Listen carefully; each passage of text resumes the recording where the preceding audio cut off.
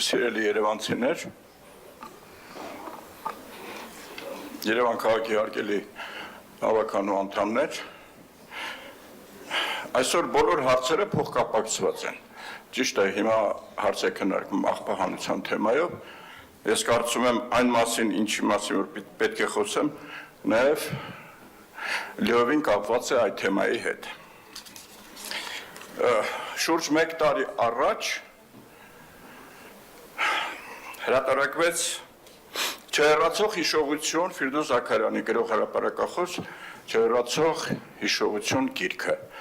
Ինձ պատիվ վիճակվեց խմբագիրը դնել գրքի եւ մեկ հատված ուզում եմ ընթերցել։ 2001 թվական մարտի 5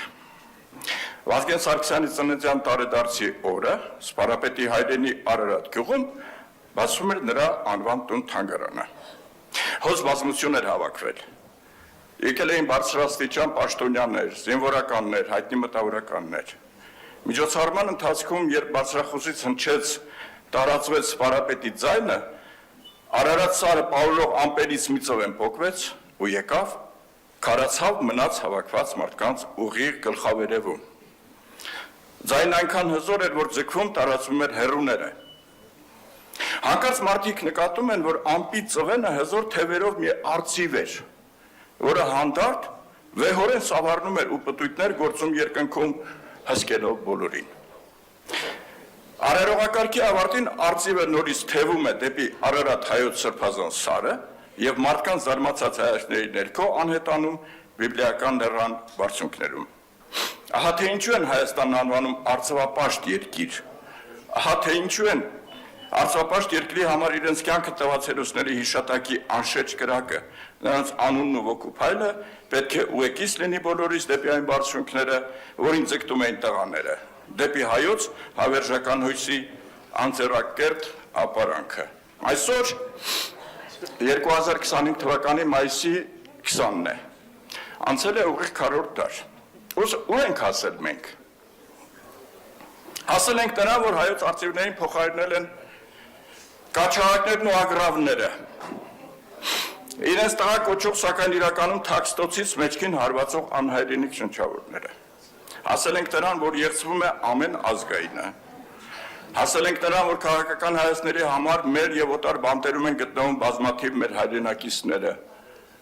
Հասել ենք նրան, որ երկրի բարձրագույն օրենսդիր մարմնի ղեկավարը թքում է քաղաքացու վրա։ Հասել ենք նրան, որ պետական հիմնարկում նույն հիմնարկի ղեկավարը եւ նրա աշխատակիցները ու ավականու որոշ անդամներ 10 հոգով ծեծում են մեկին ու անպատիժ մնում։ Հասել ենք նրան, որ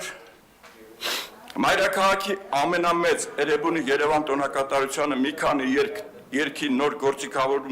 գործիքավորմամբ կատարելու համար դեռ հայտնի է չէ այդ երկերը կատարվեցին թե ոչ,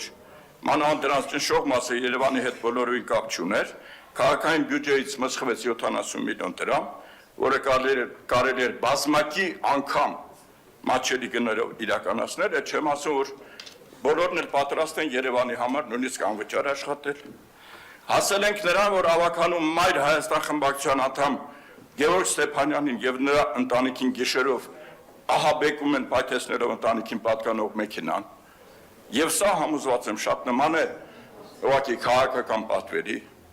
ով է պատասխանատվություն կրելու Գևորգ Ստեփանյանի ընտանիքի անդամների, իմ մասնավորի անչափահաս երեխաների հոգեվիճակի խաթարման համար։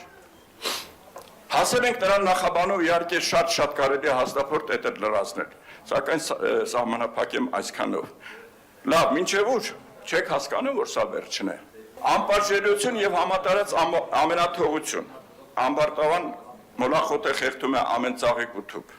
Հանցագործներն ու թալանչիները չեն պատժում։ Բայց չէ որ պետությունը նրա համար է որ բռնի հանցագործի ձեռքը։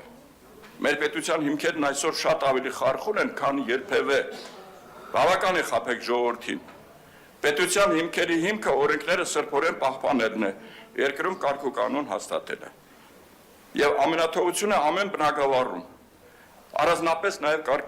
կադրային քաղաքականության մեջ, ով ինչ ուզում անում է, ինչով ասես զբաղվում է, կարևոր չէ մասնագետ է, մասնագետ չէ, կրթություն, փորձ, ունակություններ ունի թե ոչ, խելքը հասնում է, չի հասնում, Երկրի եւ քաղաքի օրենսդիր եւ գործադիր կարևորագույն պաշտոններում հայտնվել են մանկամիտ, մանկահասակ շատ եւ շատ մարդիկ։ Այսօր պաշտոն ստանում են ոչ թե գիտելիքի ունակությունների փորձի վրա հիմնվելով, այլ լավ տեղը տեղին նախկիններին պիտակելու համար ընդամենը։ Երեսս ճշմարիտ էր սևակը։ Խավարն եմ ատում, եթե խավարում ոչ միտք է ծնվում եւ ոչ էլ զավակ, բայց այդ խավարում ծնվում է պայթյուն Գևորգ Ստեփանյանի պատուհանի տակ։ Շնորհակալ եմ։